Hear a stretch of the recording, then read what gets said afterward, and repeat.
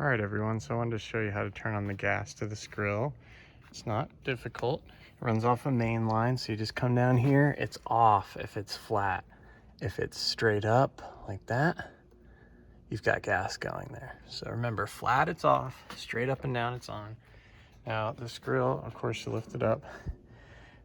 Here's where you have to start, is this one in particular. There's 4 knobs. We wrote it nice and simple here for you, but you gotta push this one in and get this one going first. You can hear the gas, hopefully you saw the flames.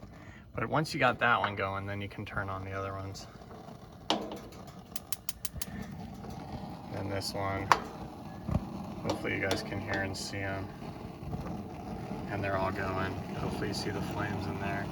But the main thing is this guy has to be first, and you gotta press the little igniter button.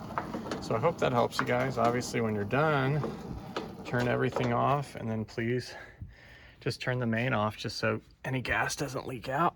And then hope you guys enjoy cooking out. It's a great grill. Enjoy it.